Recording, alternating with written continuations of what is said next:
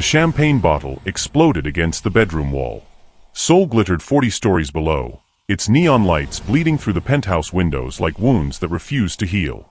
Yuna gripped her cleaning cart until her knuckles ached, pressing her body flat against the hallway corner, her pulse drumming so loud she swore the whole building could hear her terror through those custom Italian doors. Just this night. Please. The voice that had ordered men buried alive. The voice that made police commissioners tremble and rival bosses vanish. The voice that controlled half the port and all of the shadows. Now cracking like ice too thin to hold. Yuna stopped breathing. I am begging you. Through the sliver of open door, she saw everything she was never meant to see. Dae-young. The name whispered in back alleys and shouted in boardrooms. The Korean Mafia boss whose empire touched every dark corner of the city. On his knees. Not before his wife. Before his mistress. Ji-woo stood at the window, the city's glow wrapping around her silhouette like armor made of light. She did not turn around. Did not flinch. Her champagne flute remained perfectly still in her perfectly manicured hand, as if the most dangerous man in Seoul meant nothing at all. Get up, Dae-young. Her voice could have frozen the Han River in July. You are pathetic like this. 6 months. Yuna had worked in this luxury apartment for 6 months, scrubbing away the evidence of their affair. The lipstick on crystal glasses. The tangled sheets. The gifts scattered like apologies across marble countertops. She had trained herself to disappear. To exist in the cracks between their passion. To never see. Never hear. Never question. But tonight, something shattered beyond the champagne bottle. Tonight, she heard a secret that would change everything. If you have ever felt invisible to people who hold all the power, keep listening. This story is about to show you what happens when the unseen finally see too much. Ji-woo laughed, and the sound cut like the broken glass still scattered across the Persian rug. Your mother gave you the ultimatum, did she not? It was not a question. Marry a proper Korean woman. Produce an heir. Or she transfers everything to your cousin and you become nothing. Dae-young said nothing. His silence confessed everything. And you came here. To me. Your dirty little secret for 5 years. Ji-woo finally turned, and even from her hiding spot, Yuna could see the fury blazing in those eyes. To ask for what exactly? One last taste before you throw me away for some society princess who will smile at your mother and pretend not to know where your money comes from. It is not like that. Then tell me what it is like. What am I to you? Your mistress. Your entertainment. The woman you keep in a golden cage while you build a clean life somewhere else. I love you. Love. The word dropped like poison. Love does not give me a name. Love does not give me a future. Love is just another lie men use to keep women quiet. Yuna knew she should run. Pretend she never witnessed this moment of weakness from a man who showed weakness to no one. But her feet refused to move. Because deep in her bones, she understood what it meant to be useful but never valued. To be present but never seen. If you have ever stayed somewhere you should have left, you already know why Yuna could not move. Stay with me. Her story is about to become yours. I have a plan. Dae-young rose from his knees slowly, like a man who had just remembered his own power. Give me one more night. Let me prove what I am willing to do. Prove what? That you will choose me over your empire. Over your mother. Over everything you have spent your life building. Ji-woo set down her champagne with deliberate precision. I am not stupid. I know how this story ends. The mistress always loses. Not this time. Then tell me this plan. The silence stretched tight enough to snap. I am going to stage my own death. Yuna's hand flew to her mouth. Her gasp died in her palm. What? For the first time, Ji-woo's composure cracked. My mother wants me to marry. To legitimize everything. To play by rules I never agreed to. Dae-young stepped closer to Ji-woo, his voice low and fevered. But what if I am dead? What if there is no heir, no wedding, no perfect family to parade in front of the other bosses? The empire falls into chaos. My cousin takes over. Exactly what mother wanted. But I will be free. We will be free. New identities. New country. Everything already moved offshore. You are insane. I am in love. And everyone who depends on you. Your men. Minho who has been with you since you were boys. Detective Park, who you have been bribing for years. You just abandon them. They will adapt. They always do. You really believe you can walk away from the Korean Mafia like you are resigning from an office job? With your help, yes. He grabbed her hands, his grip desperate. Come with me. Tonight. Right now. We disappear together. Start over. Leave everything behind. And if I say no? His fingers tightened. Then I do it alone. But I would rather die for real than live without you. The romantic words sounded wrong from a man who could order executions between bites of dinner. Yuna had scrubbed blood from his bathroom sink. Twice. She had seen the bruised knuckles. Heard the muffled screams from behind locked doors. This was not love. This was obsession dressed in love's clothing. You have until sunrise. Dae-young released Ji-woo's hands. The boat leaves at dawn. There is a seat for you. But that boat leaves whether you are on it or not. That is not a choice. That is an ultimatum. That is reality. He walked toward the door. Toward Yuna. She pressed herself harder into the wall, praying for the invisibility she had perfected over 6 months. His footsteps echoed on the marble. Closer. Closer. Then stopped. I know you are there. Her world ended in 5 words. Come out. Now. Yuna stepped into the doorway, eyes locked on the floor, hands shaking like leaves in a storm. Dae-young studied her with the cold calculation of a man who had killed for far less than eavesdropping. How much did you hear? I just arrived, sir. I was about to clean and... Do not lie to me. I always know. The tears burned behind her eyes. Everything. I heard everything. Ji-woo appeared beside him, her face drained of color. Dae-young, she is just the maid. She is a witness. His voice was flat. Final. And witnesses are liabilities. Yuna's knees threatened to give out. This was how she died. Murdered for being in the wrong hallway at the wrong moment. Just like her supervisor had warned on her first day. Keep your head down. Keep your mouth closed. Maybe you survive working for these people. But Dae-young did not reach for the gun she knew lived inside his jacket. Instead, he asked a question that split her life into before and after. How much do you need? What? Money. Everyone needs money. How much would buy your silence? Her mind raced to Marcus. Her brother. Dying in a hospital bed while she mopped floors for monsters. The experimental treatment that insurance laughed at. The $150,000 they would never have. My brother. Her voice broke. Cancer. Stage 4. The treatment could save him, but we cannot afford. Done. Dae-young pulled out his phone. Give Min-ho your brother's information. The money will be in the hospital account by morning. All treatments covered. For life. Why would you? Because you are going to help me. Help you with what? His smile held no warmth. Convince Ji-woo to get on that boat. And then you are going to help me disappear so convincingly that not even my mother will question my death. Ji-woo stepped forward. And what does she get besides the money? A choice. Dae-young looked at Yuna directly for the first time since she had started working there. Help me fake my death. Secure your brother's future. Walk away clean when it is done. Or refuse.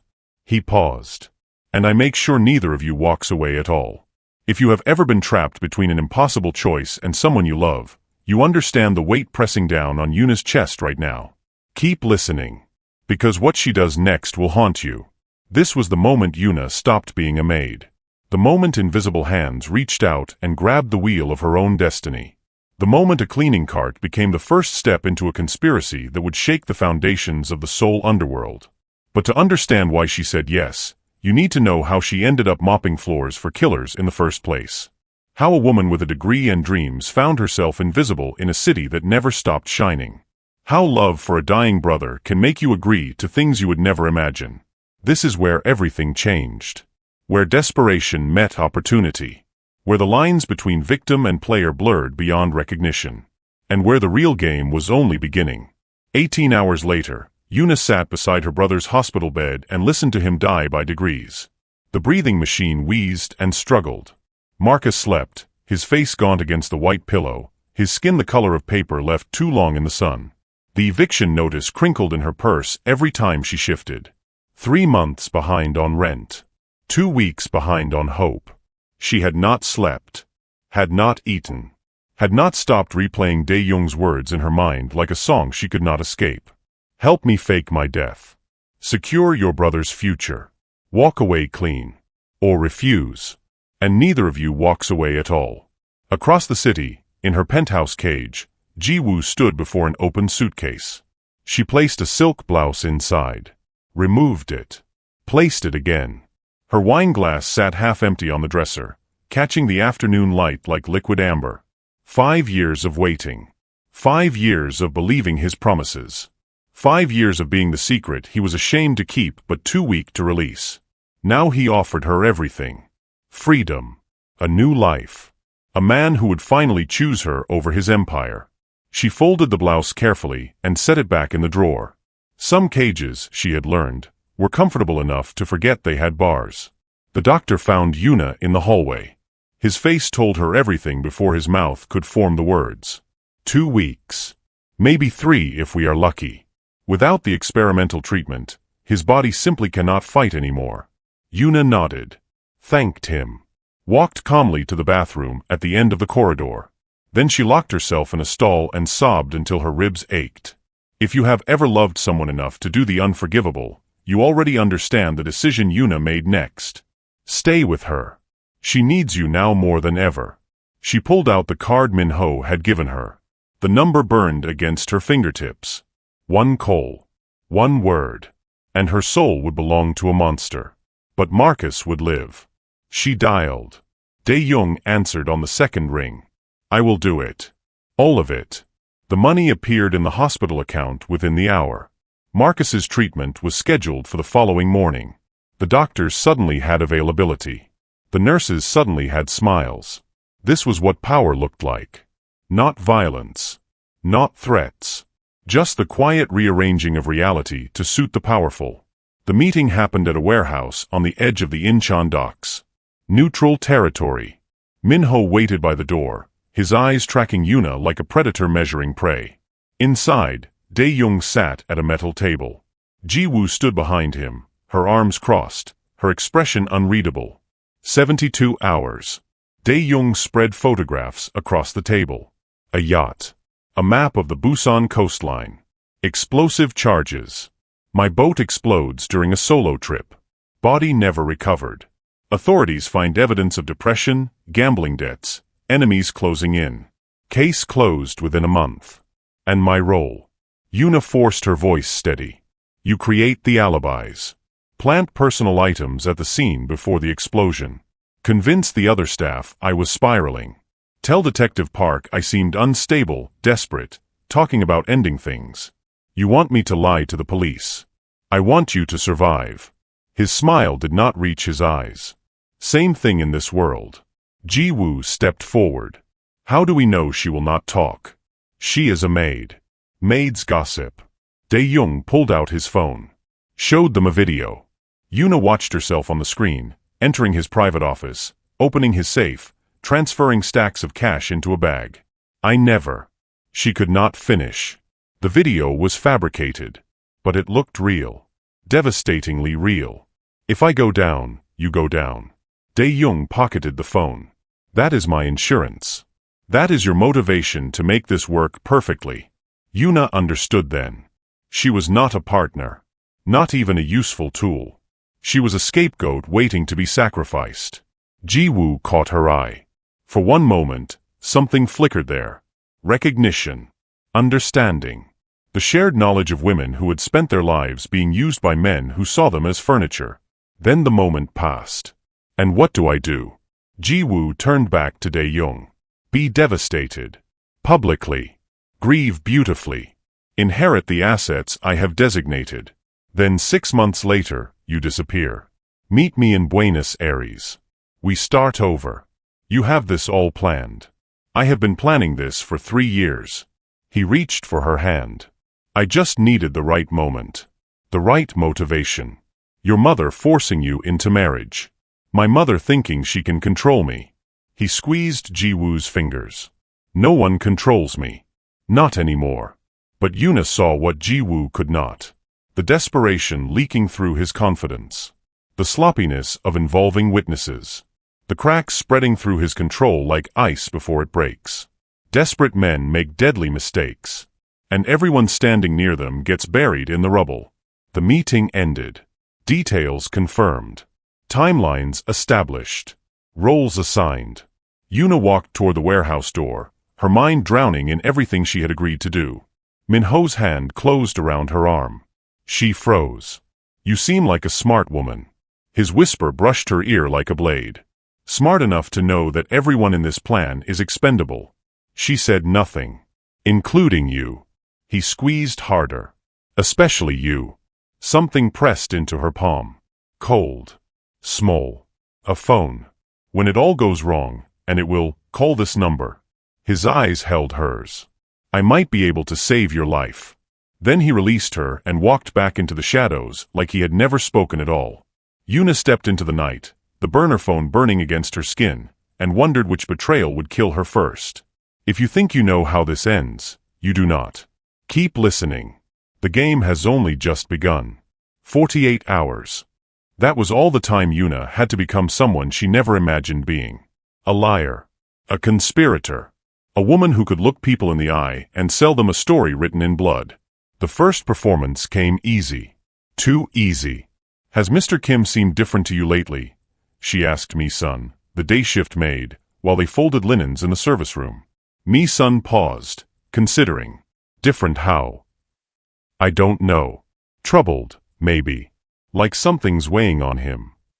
Yuna kept her voice casual, conversational. The way invisible people talk when they finally decide to be seen. "He's been drinking more.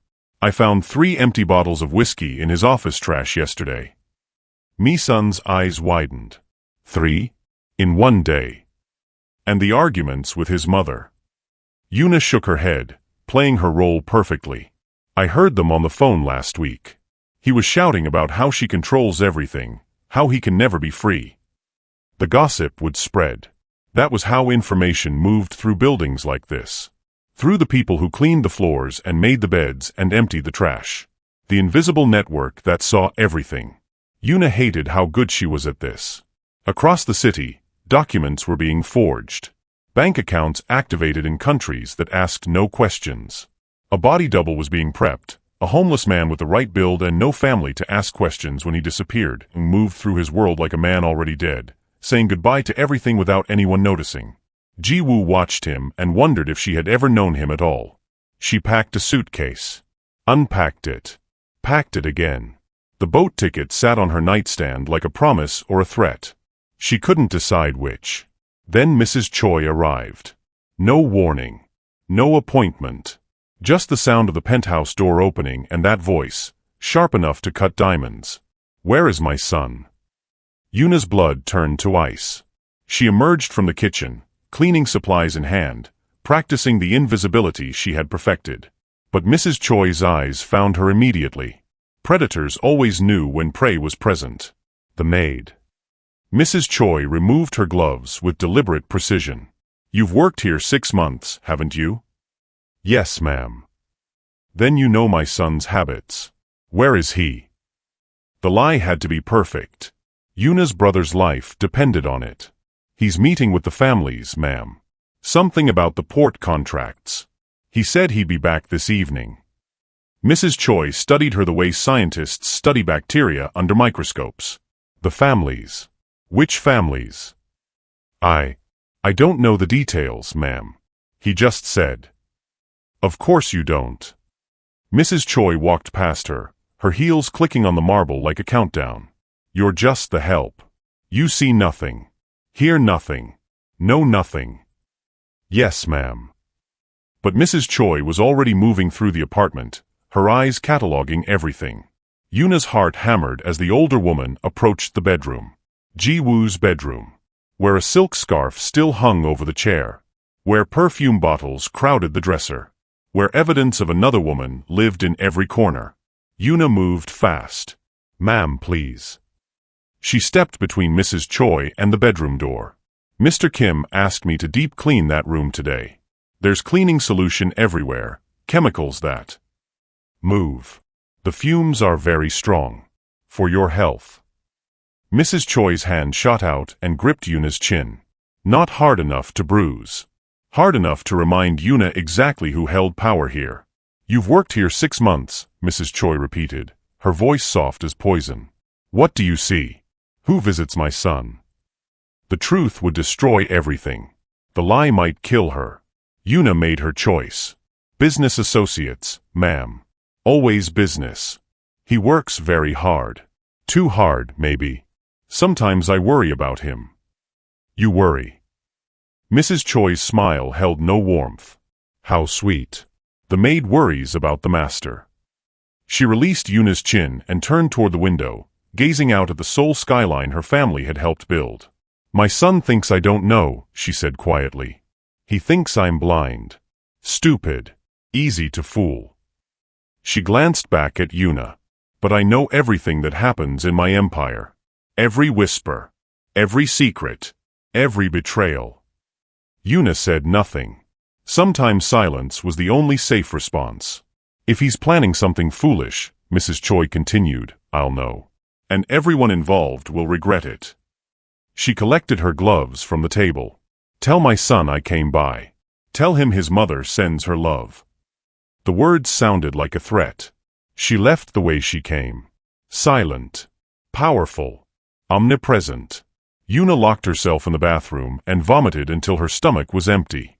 That night, Ji-woo performed her own role. The restaurant was upscale, crowded, full of Seoul's elite. The kind of place where everyone knew everyone else's business. Perfect for a public spectacle. Dae-young sat across from her, his face carefully neutral. But Ji-woo had memorized every micro-expression over 5 years. She saw the fear bleeding through his control. You're choosing your mother over me. Her voice carried across the dining room. Heads turned. Conversations paused. Ji-woo, please. 5 years. She stood abruptly, her chair scraping against the floor. 5 years of waiting while you promised me everything and gave me nothing. This isn't the place. Then where is the place? She grabbed her wine glass. For one moment Yuna, watching from her position near the kitchen entrance in her server's uniform, thought Ji-woo might actually throw it. She did. The wine hit Dae-young square in the chest, red spreading across his white shirt like a wound. The restaurant went silent. Ji-woo grabbed her purse and stormed out, her heels clicking like gunshots. Dae-young sat there, wine dripping from his chin, looking like a man whose world was collapsing. If you have ever watched someone perform their own destruction, you know the strange power of it. The way theater becomes truth. The way lies calcify into facts. Stay with this. The performance has only just begun. But Detective Park was watching too. He found Yuna 3 days later, outside the hospital where Marcus was recovering. Blocked her path with his body and his badge. Yuna Adeyemi. Her name in his mouth sounded like an accusation. You've been working for the Kim family for 6 months. It wasn't a question. Minimum wage. Barely making rent. Your brother dying in the hospital. She said nothing. Then suddenly, he snapped his fingers. Magic happens. Full treatment coverage. The best doctors. Experimental procedures that cost more than you'd make in 5 years. I don't know what. Don't. His voice was soft. Dangerous. I've been doing this job for 20 years. I know what it looks like when someone makes a deal with the devil. Yuna's hands shook. She shoved them in her pockets. Dae-young Kim is not who you think he is, Detective Park continued. Whatever he promised you, he's lying. Whatever he's planning, you're part of it. And when it all falls apart, he'll make sure you're the one holding the bag. I'm just a maid. No. He leaned closer. You're a witness. And in my experience, witnesses to men like Dae-young Kim have very short life expectancies. He handed her a card. Plain white. Just a phone number. When you're ready to tell the truth, he said, call me. Before it's too late. Then he walked away, leaving Yuna standing on the sidewalk with 2 phones burning holes in her pockets and no idea which call would save her life and which would end it. The knock came at 2 a.m. Yuna opened her apartment door to find a woman who looked like Ji-woo but sharper. Harder. Like the same photograph, but with all the soft edges burned away. I'm Soo-jin. The woman pushed past Yuna into the apartment uninvited. Ji-woo's sister. Yuna's blood went cold. I know what my sister is planning. Soo-jin sat on Yuna's threadbare couch like she owned it. I know about the boat. The fake death. The new life in Buenos Aires. I don't know what you're. Please. Soo-jin's laugh was sharp. I've been watching Ji-woo for months. Watched her pack and unpack that suitcase 100 times. Watched her stare at that boat ticket like it was the only thing in the world that mattered. She pulled out her phone. Showed Yuna photographs. Ji-woo and Dae-young at the warehouse. Yuna entering. Leaving. Time-stamped. Dated. Evidence. How much is he paying you? Soo-jin asked. My brother's treatment. I don't care about your sob story. She stood. Here's mine. $500,000. Cash. Tomorrow. I don't have. Then get it from Dae-young. Or I go to Mrs. Choi with everything. And we both know what happens then. Yuna's mind raced. Why would you do this to your own sister? Because Ji-woo gets everything. The bitterness in Soo-jin's voice was corrosive. The looks. The attention. The dangerous criminal boyfriend. Meanwhile, I'm the responsible one. The good daughter. And I get nothing. She walked to the door. Paused. You have 24 hours. After that, I make the call. The door closed behind her, and Yuna understood then that the conspiracy was like a stone dropped in water. The ripples kept spreading. Kept pulling more people under. And everyone who got pulled under wanted to pull someone down with them. Marcus deteriorated overnight. We need to move him to intensive care, the doctor said. His body's rejecting something. We don't know what. Yuna sat beside his bed and held his hand and wondered if the money that saved him would be the same money that destroyed them both. You look terrible, Marcus whispered. His voice was paper-thin. You're one to talk. What's wrong, Yuna? Really wrong. She almost told him. Almost confessed everything. The Mafia boss. The fake death. The blackmail. The impossible choices that kept multiplying like cancer cells. Instead, she lied. Just tired. Work's been hard. You're a terrible liar. He squeezed her hand weakly. Always have been. If you have ever had to smile while your world crumbles, you understand the mask Yuna wore in that moment. Keep reading. The cracks are about to become canyons. The emergency meeting happened in Dae-young's office at midnight. Ji-woo paced like a caged animal. Min-ho stood in the corner, his face unreadable. Dae-young sat behind his desk, fingers steepled, calculating.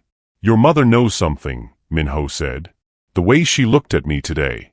The questions she asked. My mother always suspects everything, Dae-young replied. That's why we're doing this. And the detective? Ji-woo stopped pacing. He's following Yuna. We saw him outside her apartment last night. He's fishing. He has no evidence. He doesn't need evidence if Yuna breaks. All eyes turned to Yuna, standing near the door, feeling like a mouse surrounded by cats. I won't break, she said. Everyone breaks, Min-ho said quietly. It's just a matter of time and pressure. Then we need to move faster. Dae-young stood. The boat leaves tomorrow at 5 a.m. Everything else stays the same. What about Soo-jin? Yuna's voice cracked. She wants $500,000 or she tells your mother everything. The room went silent. Soo-jin. Ji-woo's face drained of color. My sister knows. I handled her. Dae-young's voice was ice. She won't be a problem. What did you do? I said I handled it. The way he said it made Yuna's stomach drop. Dae-young. Ji-woo grabbed his arm. What did you do to my sister? What I do to everyone who threatens what's mine. Ji-woo stumbled back like she'd been hit. You killed her. I protected us. She's my sister. She was a liability. He moved toward Ji-woo. Just like everyone else who knows too much becomes a liability eventually. His eyes flickered to Yuna. Just for a second. But long enough. Yuna ran. Out of the office. Down the service stairs. Into the Seoul night that never got dark enough to hide in. Behind her, Minho's voice called out, but she didn't stop. She ran until her lungs burned. Until her legs threatened to give out. Until she reached the Han River and stood on the bridge, staring down at the water that reflected the city's lights like broken mirrors. The burner phone felt like lead in her pocket. She pulled it out. Stared at the single contact saved there. If you have ever stood on the edge of a choice that could save you or destroy you, you know the weight Yuna carried in that moment. Her finger hovered over the call button. Then her main phone buzzed. A text from Dae-young. Tomorrow, everything changes. The boat leaves at 5 a.m. Don't be late. Your brother's future depends on your performance. 30 seconds later, the burner phone lit up. A text from the unknown number. The detective has a warrant. He's coming for you at dawn. Run. Now. Yuna stood on the bridge and looked at both phones and realized the truth that had been there all along. There was no right choice. There were only different ways to lose. The question was, who would she take down with her? If you thought the betrayals were finished, you were wrong. If you thought you knew who to trust, think again. The boat leaves at dawn. But not everyone who's supposed to be on it will be there. And not everyone who survives will be innocent. Stay with Yuna. The real game is about to begin. 4 a.m. 1 hour until the boat departed. Yuna ran through Seoul's empty streets, her go-bag slapping against her hip with every stride. The city that never truly slept whispered around her. Distant traffic, the hum of all-night convenience stores, the ghost echoes of millions of lives she'd never touch. Behind her, in the apartment she'd never see again, Detective Park's team was breaking down her door. She didn't know that yet. Didn't know about the evidence they'd find planted in her closet. Forged bank statements showing embezzlement, a fake journal detailing her plan to blackmail Dae-young, photographs she'd never taken arranged to tell a story she'd never lived. All she knew was the weight of 2 phones in her pocket and the certainty that sunrise would either save her or destroy her. The dock materialized through the pre-dawn mist like something from a nightmare. Industrial. Cold. The kind of place where bodies got loaded onto ships and no one asked questions. The boat bobbed against its moorings, engines already running. A sleek yacht that cost more than Yuna would earn in 3 lifetimes. On the deck, 2 silhouettes. Dae-young. Ji-woo. Waiting. Yuna's legs carried her forward even as her instincts screamed to run the other way. She'd made it this far. Marcus was alive because she'd made it this far. She just needed to finish the performance.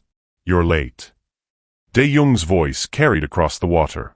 Traffic. The lie came automatically. At 4 in the morning. She climbed aboard, her feet hitting the deck with hollow thuds that sounded like a countdown. Ji-woo stood near the cabin door, her face unreadable in the darkness. The woman who'd spent 5 years as a mistress. The woman who'd packed and unpacked that suitcase 100 times. The woman who looked, suddenly, like she wanted to scream. We need to leave now. Dae-young moved toward the controls. Detective Park is. I know. Yuna's voice came out steadier than she felt.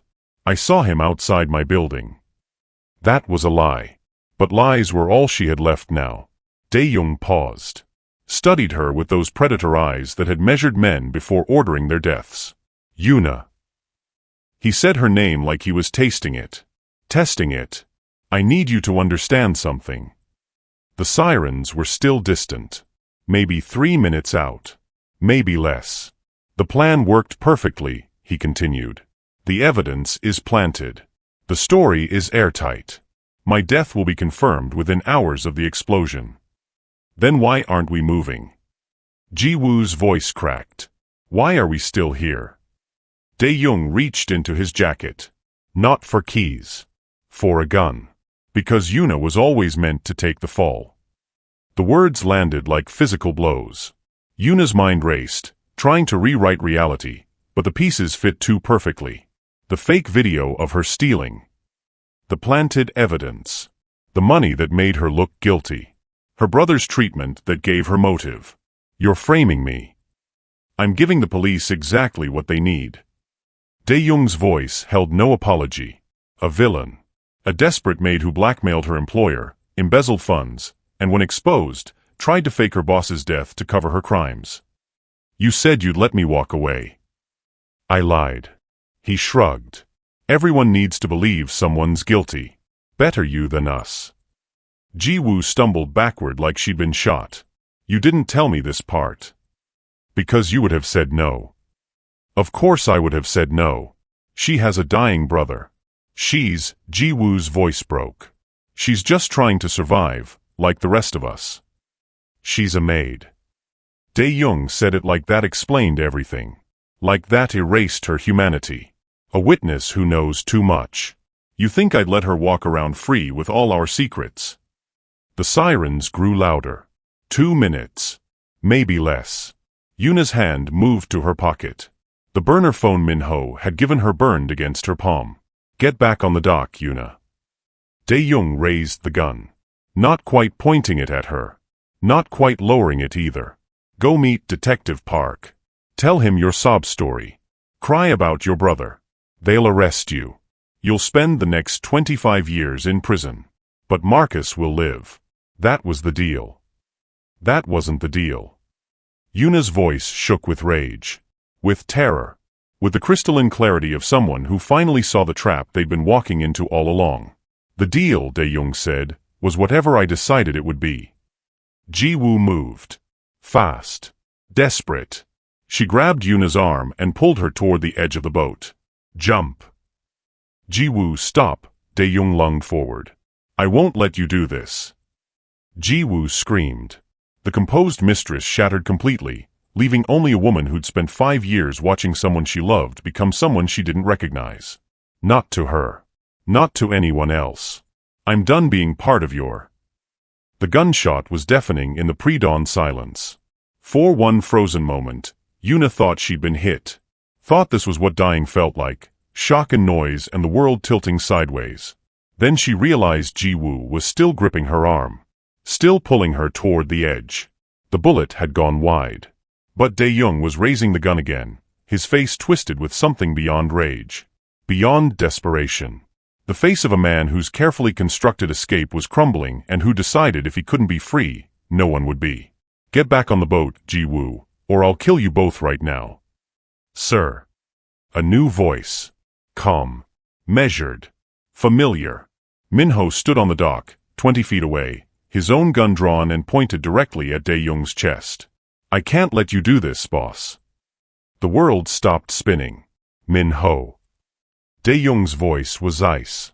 Lower your weapon. Can't do that, sir. Min-ho stepped closer, his gun never wavering. I've been working with Detective Park for 8 months. Building a case. Collecting evidence. Waiting for you to make a mistake big enough to bring down your mother's entire operation. You're lying. The offshore accounts. The body double. The forged documents. The planted evidence in Yuna's apartment. Min-ho's smile held no warmth. I documented everything. Recorded everything. The target was never you, boss. You were just the key to bringing down Mrs. Choi. Understanding crashed through Yuna like a wave. I was bait. You were the variable that made him desperate. Min-ho's eyes found hers. I'm sorry. I tried to warn you. Tried to give you ways out. But we needed him to show his true nature. Needed him to cross enough lines that the evidence would be undeniable. You used me. Yuna's voice was hollow. I tried to save you. For the first time, emotion cracked Min-ho's professional mask. That phone I gave you. That money I promised. I was trying to. Dae-young fired. The shot hit Min-ho in the shoulder, spinning him sideways. His gun clattered to the dock. Then the world exploded. The yacht's fuel tanks detonated in a fireball that turned the pre-dawn darkness into artificial noon. The blast wave threw Yuna backward, her body hitting the water hard enough to drive the air from her lungs. She surfaced gasping, choking on smoke and water and the metallic taste of her own terror. Ji-woo's hand found hers in the chaos. Swim. Swim now or we're both dead. Through the flames and smoke, Yuna saw 3 things simultaneously. Detective Park cuffing Dae-young on the burning dock, the Mafia boss's expensive clothes torn and bloody but his body still moving, still fighting, still refusing to surrender even as his empire burned around him. A black sedan pulling away into the dawn, tinted windows revealing nothing, but Yuna knew, felt it in her bones, that Mrs. Choi sat in that back seat, watching her son's arrest with cold satisfaction. The matriarch who'd known about the plan all along. Who'd let it play out. Who detonated the charges remotely because even a fake death was too good for a son who tried to escape her control. And Min-ho, blood spreading across his shirt in a dark bloom, collapsing beside the burning boat. The man who'd tried to save her. Who'd given her phones and warnings and chances. Now dying because he'd stood between a desperate man and his last attempt at freedom. Swim. Ji-woo commanded again, her grip on Yuna's arm tight enough to bruise. But Yuna couldn't look away from Min-ho's body. Couldn't stop seeing the way he'd smiled when he said, "I tried to save you." Couldn't stop hearing the gunshot that had ended him. The water was cold. The sirens were deafening now. The dock burned like a funeral pyre for all the lies they'd told and the people who'd believed them. Yuna swam. Away from the flames. Away from the wreckage. Away from the man who'd used her and the man who'd tried to save her and the woman who'd pulled her into the water, because even mistresses understood what it meant to be disposable to men who saw people as tools. They reached the far side of the dock and hauled themselves onto concrete that scraped their palms bloody. Behind them, the yacht collapsed into the water, hissing and steaming, taking all of Dae-young's careful plans down with it. "We need to run," Ji-woo gasped. "Before they see us." Before. Where? Yuna's voice was raw. "Where do we run when the police have evidence I'm a criminal and your boyfriend's mother controls half the city?" Ji-woo had no answer. They sat on the dock, soaking wet, watching the sunrise paint the smoke golden, and understood what they'd both known deep down all along. There was no escape. There was only survival. And survival meant choosing which cage to walk into. Detective Park found them 10 minutes later, two women shivering in the dawn, salt water in their lungs and smoke in their hair and the weight of impossible choices pressing down on their shoulders. He looked at Yuna for a long moment. Then he said 3 words that changed everything. "I believe you." The boat burned. The empire crumbled. The truth emerged like bones from ashes. But some scars run deeper than fire. Some debts can't be paid with testimony. And some women learn that surviving isn't the same as being free. Stay with Yuna. Her story isn't over. It's only just beginning. 2 weeks later, Yuna sat in a government safe house and watched her life play out on television like it belonged to someone else. Mafia boss arrested in failed escape attempt. Empire crumbles as key witnesses cooperate. Matriarch still at large. Police admit they have no leads on Mrs. Choi's whereabouts. The safe house was sterile. White walls. Generic furniture. The kind of place designed to hold people temporarily because permanence implied hope, and hope was a luxury the witness protection program couldn't afford. Detective Park sat across from her, a folder thick with documents resting on the coffee table between them. "Your brother's doing well," he said. Not a question. A statement. He knew everything now. Had known more than she'd realized even back when she thought she was playing the game instead of being played by it. He's in remission. Yuna's voice was mechanical. She'd practiced sounding grateful. Sounding relieved. But relief felt like a foreign language she'd forgotten how to speak.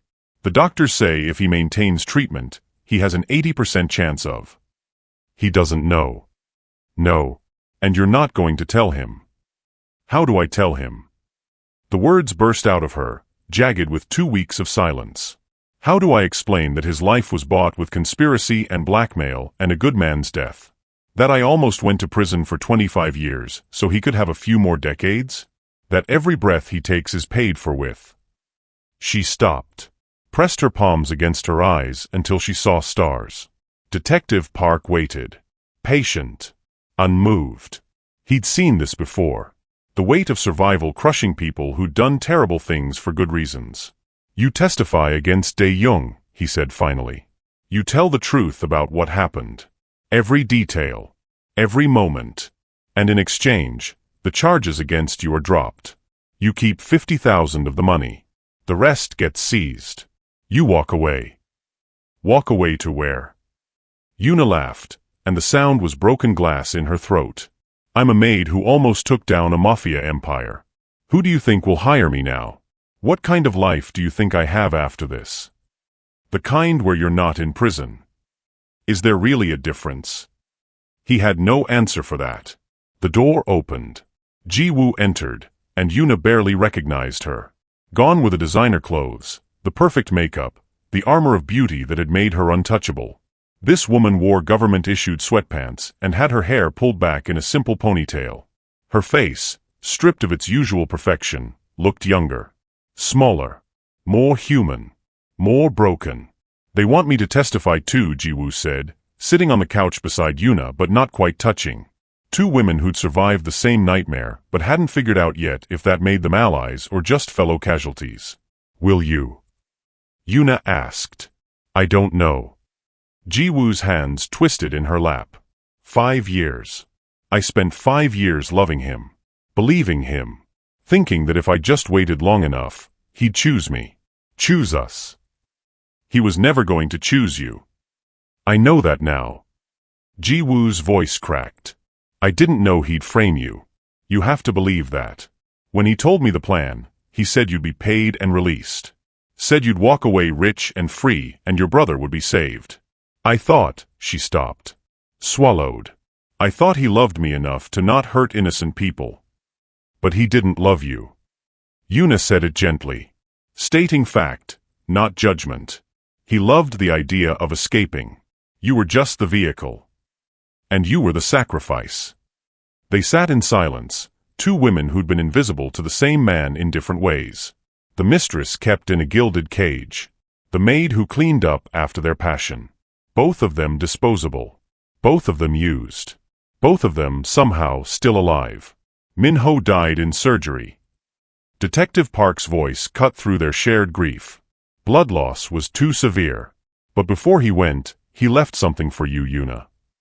He slid an envelope across the table. Inside was a safety deposit box key and a handwritten note. For your brother. For treatments insurance won't cover. For emergencies you can't predict. I'm sorry I couldn't save you both. I tried. MH. There's $200,000 in that box, Detective Park said quietly. Clean money. From Min-ho's own savings. His pension. Everything he'd put aside for retirement he knew he'd never live to see. Yuna's hands shook so badly she dropped the key. It clattered on the floor, the sound impossibly loud in the silent room. He was using me. Her voice was hollow. You said it yourself. I was bait. A variable to make Dae-young desperate. He was doing his job, Detective Park corrected. But somewhere along the way, he started trying to save you too. The phone. The warnings. This money. He gestured at the envelope. Those weren't part of the operation. Those were a man with a conscience trying to protect someone who reminded him why he became a cop in the first place. To use people? To save them. The tears came then. Hot and ugly and unstoppable. Yuna cried for Min-ho, who died trying to stand between her and a monster. Cried for her brother, who'd never know the price of his survival. Cried for herself, for the woman she'd been before that night when champagne shattered and desperate men begged and invisible maids saw too much. Ji-woo's hand found hers. Squeezed. Said nothing. Because some grief was too big for words. The trial happened 3 months later. The courtroom was packed. Media. Spectators. People who'd heard about the Korean Mafia boss brought down by his own arrogance and wanted to see justice performed live. Dae-young sat at the defense table in an orange jumpsuit that stripped away every illusion of power. His lawyer was expensive. His chances were not. When Yuna took the stand, their eyes met. He smiled. Not the warm smile of a man who'd promised her freedom. Not the desperate smile of a man begging his mistress to run away with him. The cold smile of a predator who'd been caught but wasn't sorry. Who'd do it all again if given the chance. Who believed, even now, that he was the victim of circumstances rather than the architect of his own destruction. Ms. Adeyemi, the prosecutor began. Please tell the court how you first became involved with the defendant. Yuna told them everything. The champagne bottle. The desperate plea. The blackmail and the bargain and the fake death scheme. The planted evidence. The moment on the boat when she'd realized she was never meant to walk away free. She told them about Min-ho. About his warnings. His attempts to save her. His death on a burning dock while trying to stop a man he'd once called boss. She told them about Marcus. About love so desperate it made you agree to things that would haunt you forever. About the weight of keeping someone alive at the cost of your own soul. When she finished, the courtroom was silent. Dae-young's lawyer tried to discredit her. Called her a desperate woman who'd blackmailed her employer. Pointed to the money in her account, the fake video, the evidence that had been planted but looked real enough to create reasonable doubt. But Ji-woo testified next. The mistress who'd spent 5 years in a cage described her captor with brutal honesty. The manipulation. The promises that were always just out of reach. The way he'd framed Yuna without telling Ji-woo because he knew she'd object. He told me Yuna would be paid and released, Ji-woo said, her voice steady. He lied. Just like he lied about everything else. The jury deliberated for 4 hours. Guilty on all counts. 25 years. No possibility of parole. The courtroom erupted. Cameras flashed. Reporters shouted questions. Yuna sat in the witness gallery and felt nothing. No triumph. No satisfaction. Just the hollow understanding that justice and healing weren't the same thing. Detective Park found her in the hallway afterward. Mrs. Choi is still out there, he said. We've seized 40% of her operation, but she's too smart. Too careful. She'll rebuild. Find new sons. New soldiers. New ways to maintain power. Will she come after me? Probably not. You're too visible now. Too protected. Going after you would draw attention she can't afford. He paused. But I'd be careful. Women like her don't forget. They just wait. So I'm free but not really. You're alive. That's more than a lot of people can say. He handed her a card. Different from the one before. This one had his personal number. If you ever need anything, he said. If you ever hear something. See something. If Marcus needs. Thank you. She cut him off before the emotion could break through again. For believing me. When you didn't have to. Min-ho believed you first. Detective Park's eyes were sad. I just followed his lead. He walked away, leaving Yuna standing in a courthouse hallway, holding a card and a future she didn't know how to navigate. Ji-woo left first. Witness protection. New identity. New city. New life. They met one last time in the safe house before she disappeared into whatever name and face the government had prepared for her. I'm sorry, Ji-woo said. For everything. For not seeing what he was. For being too weak to. You weren't weak. Yuna surprised herself by meaning it. You were trapped. We both were. We just had different cages. Ji-woo pulled something from her pocket. A necklace. Simple. Silver. The kind of thing that looked inexpensive, but carried weight in other ways. This was my mother's, she said. It's the only thing I have left that's really mine. That he didn't buy or control or taint. She pressed it into Yuna's hands. I want you to have it. To remember that we were both invisible to him. The only difference is you were smart enough to know it from the beginning. I wasn't smart. I was desperate. Maybe that's the same thing. Ji-woo smiled, and for the first time it reached her eyes. Goodbye, Yuna. I hope your brother stays healthy. I hope you find peace. I hope you find yourself. They hugged. Brief. Awkward. But real. Then Ji-woo walked out the door and became someone else entirely.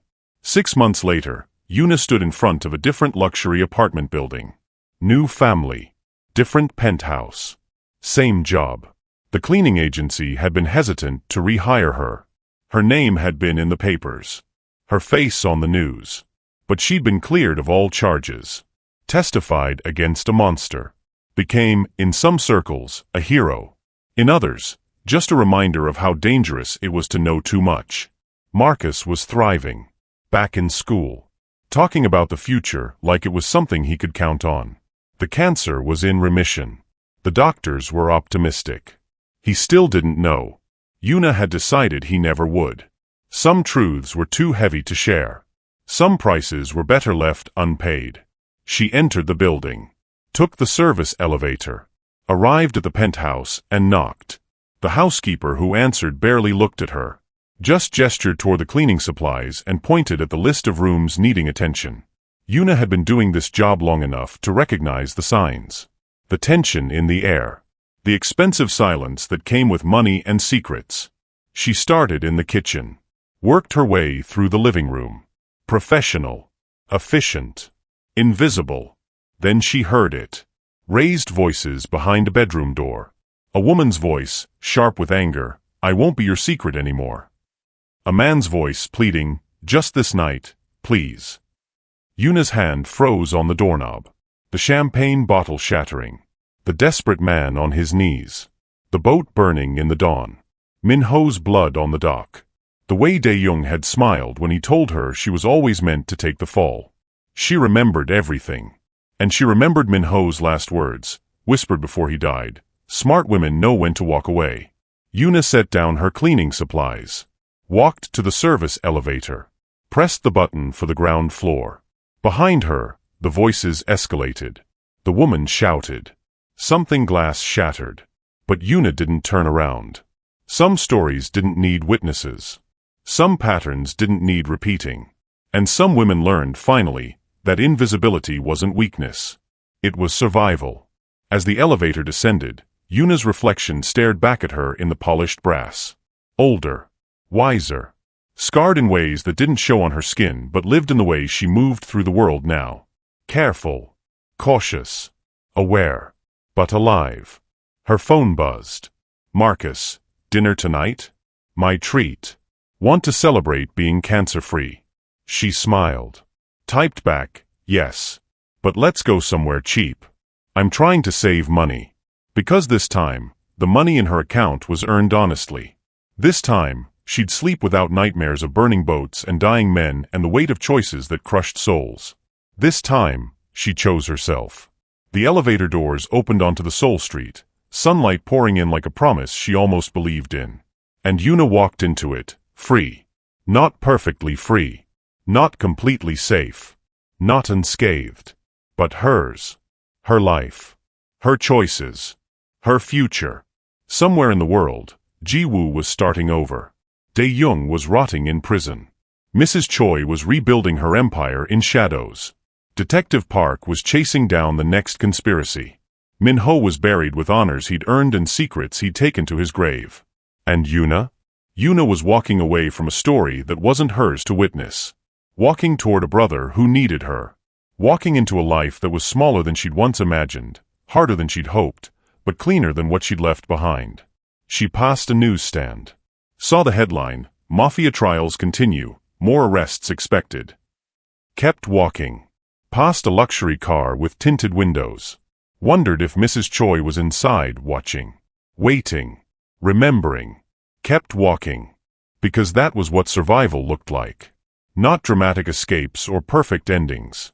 Just the choice, made over and over, to keep moving forward even when the weight of the past tried to pull you under. At the restaurant, Marcus was already waiting. He'd gained weight. Color had returned to his cheeks. He smiled when he saw her, and the smile was sunlight after years of darkness. "You look tired," he said. "Long day. You work too hard. Someone has to pay for those fancy treatments." She said it lightly, joking, but meaning every word. About that. Marcus grew serious. "I've been thinking. Once I'm stronger, once I'm really back on my feet, I want to help. Want to take care of you for a change." "You don't have to." "I want to." He reached across the table. Took her hand. "I don't know what you did to get me that treatment. What strings you pulled or debts you called in. But I know it wasn't easy. I know you sacrificed." He didn't know the half of it. Would never know. "You're my brother," Yuna said simply. "That's what family does." They ordered cheap food and laughed about nothing important and existed in a moment that wasn't tainted by mafia bosses or burning boats or the ghosts of good men who died trying to do the right thing. And for that moment, it was enough. 3 years later, Yuna owned her own cleaning business. Small. Legitimate. She employed 5 people, all women, all with their own stories of survival, all carefully vetted to ensure they'd never use their invisibility to hurt anyone. Marcus had graduated. Was working. Dating. Living the life she'd bought for him with pieces of her soul. Detective Park sent Christmas cards. Updates on cases. Reminders that he was still out there, still watching, still protecting her from threats she couldn't see. Ji-woo sent one letter. No return address.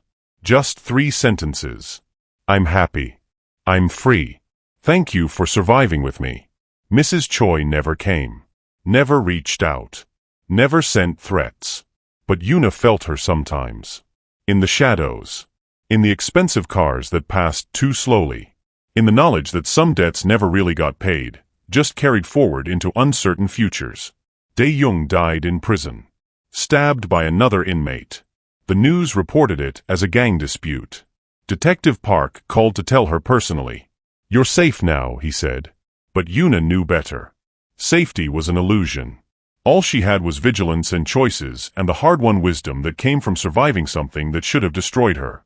On the anniversary of Min-ho's death, she visited his grave. Left flowers. Sat in the grass and talked to him like he could hear. I used your money, she told the headstone.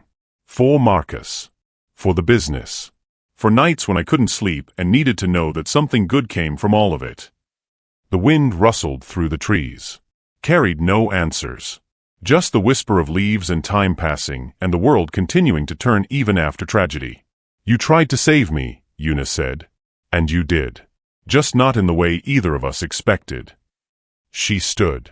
Brushed grass from her jeans. Looked at the city stretched out below the cemetery. Seoul, glittering and dangerous and beautiful and cruel. And she walked back toward it. Because that was what survival meant. Not escaping the darkness. Not pretending the scars didn't exist. Just choosing every single day to keep living despite them. Yuna's story ended the way most stories of survival did. Not with triumph. Not with complete healing. Not with the villains destroyed and the heroes vindicated. But with a woman who'd been invisible learning to be seen. With a woman who'd been used learning to choose herself. With a woman who'd been trapped learning, finally, how to be free. My beautiful family and friends. Some cages have bars. Some have luxury and promises and desperate men on their knees. And some women spend their whole lives cleaning up other people's messes until they realize their own life is the only one they have the power to clean. This was Yuna's story. The maid who witnessed too much. The sister who sacrificed everything. The woman who learned that invisibility could be armor instead of erasure. She survived. That was enough. That had to be enough. That was everything.